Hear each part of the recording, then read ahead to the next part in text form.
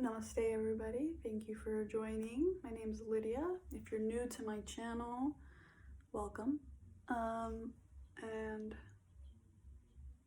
thank you for joining us. So today's video is about what I learned in this marvelous year that we just experienced of 2020. It's been kind in the wildest of ways. Like, I learned a lot about myself and about the way I move and maneuver throughout the world. And I think that's kind of what the gist of it was.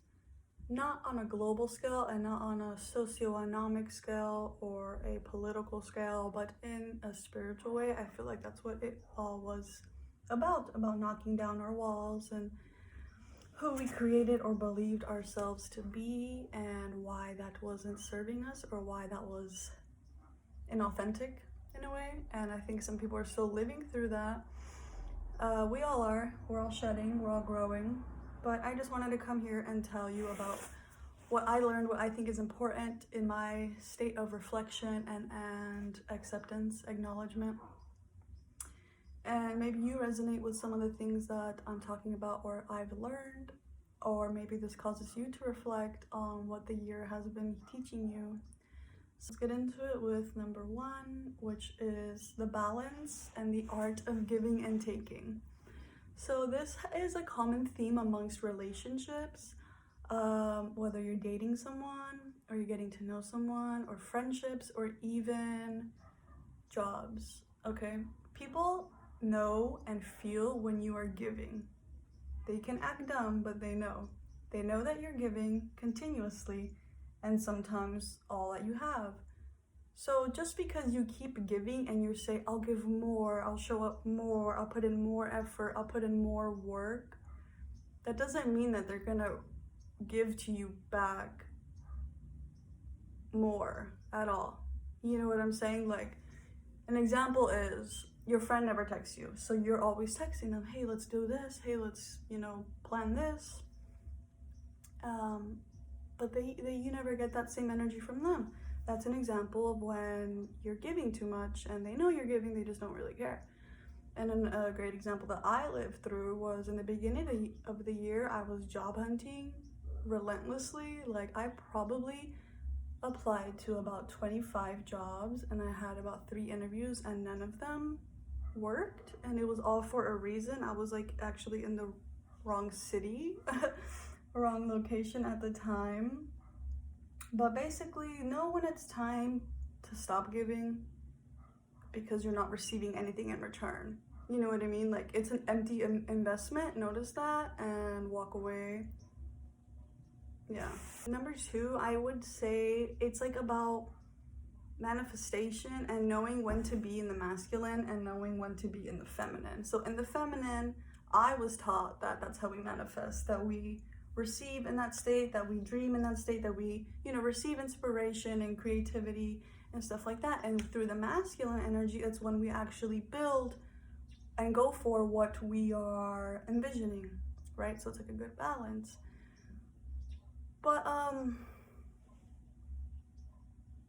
I think it's important that we actually remember that and we snap out, or I guess I had to snap out of the feminine energy too much because I was just lingering there thinking like, oh, like the universe will take care of it for me.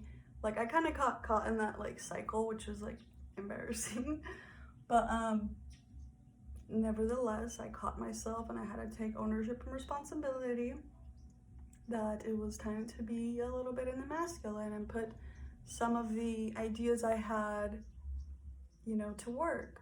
So that can get me there much faster than just being like, I'm receiving now. You know what I mean? Like, it's about consistent action put towards those goals that we receive, these ideas that we receive in the feminine state, so that we can execute them through masculine energy.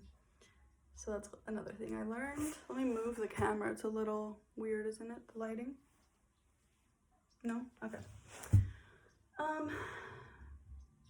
Another thing that I kind of had trouble with was like reliving the past too much, of thinking of ways that I could have, you know, tried harder or done better. Same thing with the giving and the receiving. It's like, oh, well, maybe if I would have done this or done it this way, then things would have worked out. And it's like, no, it didn't work out, and it wasn't going to work out, no matter if you would have applied to 100 jobs, no matter if you would have went to 2 more interviews. Like, it just, we receive signs and we receive intuitive downloads when we're somewhere or we're with someone, and you know, like, okay, I gotta cut my losses, this isn't working.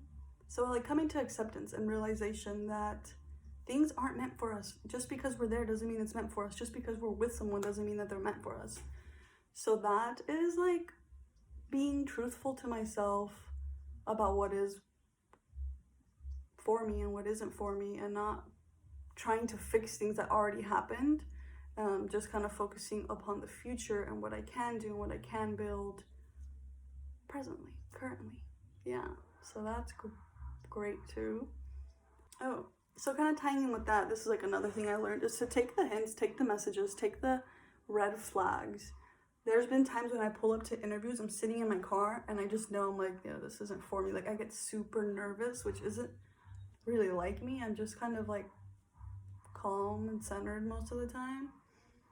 But those are like feelings, like when it surpasses anxiety and it's like now a message, like an intuitive message that I'm ignoring. I'm like, okay, I'm not meant to do this. I shouldn't force things. That's when I feel like, okay,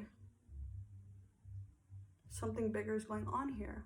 So to take those messages and red flags that people or places give us and say, nah, this is not working, this is not for me.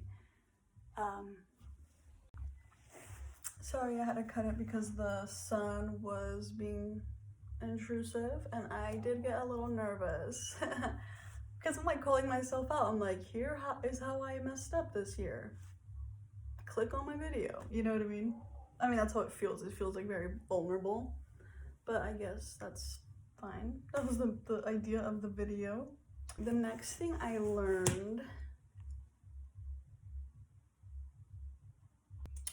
the next thing I learned is really good. It's you need a vision, you need a plan. So yes, this is so important. Like, if I would have known this in the beginning of the year, life would be very different. You need a vision because you need to know what your goal is. What are you trying to get out of life? What are you trying to get out of your next goal? Like, my plan for when I moved to Southern California in the beginning of the year was non-existent. I was like, oh, I'll get there and I'll get a job and yeah, like, that's it. Okay, so you want what kind of job, paying what, where, for what? Like, what kind of lifestyle are you trying to create, or what are you trying to create? Like, you need a solid vision.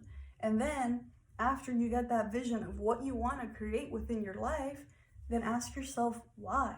Like, why do you want that? Just to really get like into the center. Like, okay, someone could say like, I want a Lamborghini. Cool. Why do you want the Lamborghini? Do you want it because like you wanted it as a child and it's something that you feel like you have to fulfill? Cool, that puts you a little bit closer.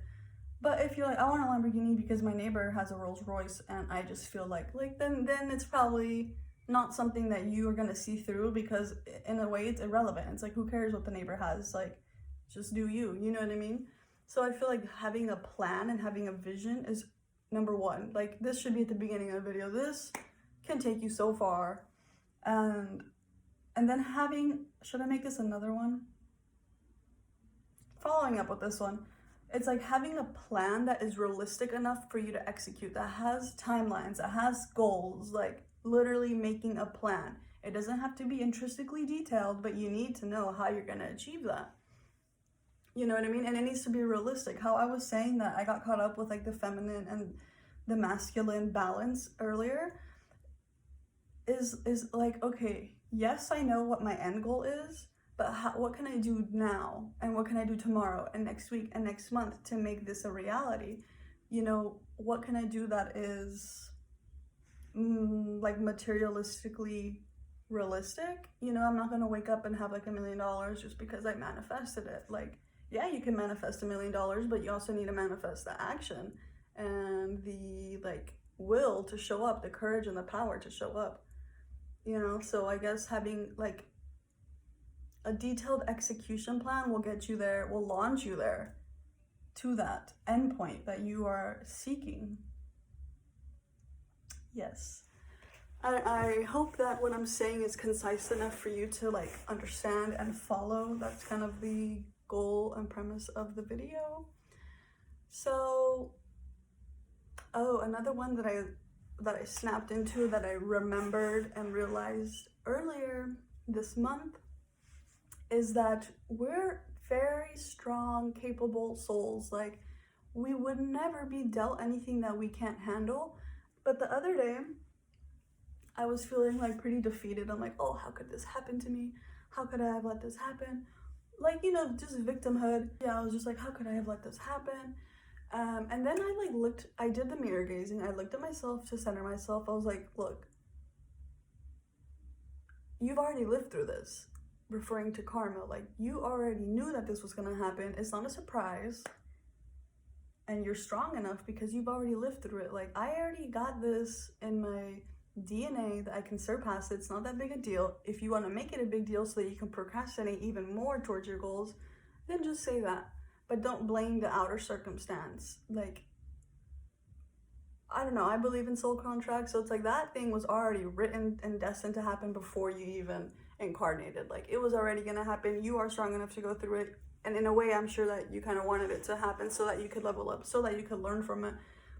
Obviously not in like super dire and gruesome or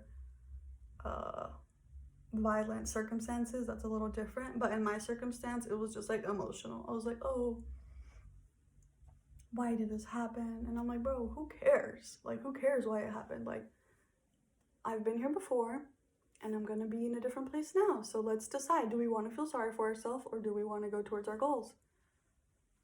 You know what I mean? And in that second, like, it took me like 5 minutes to switch the brain. I was like, yeah, we're not doing that. So I think that's what I have for you today.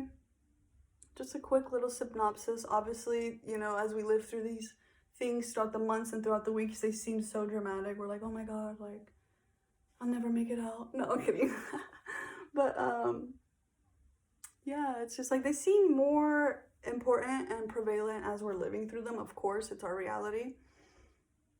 But always know, like, life's very long. Like, what you're dealing with now in 3 weeks could be an issue if you let it be or not. In 3 months could be non-existent. In 3 years would be like a funny gazing memory to look upon. You know what I mean? It's all about what we decide to focus on and what is like actually worthy of our time investing in. So thank you for being here with me. I recognize all of you, and if you have anything you want to say, the comments are below.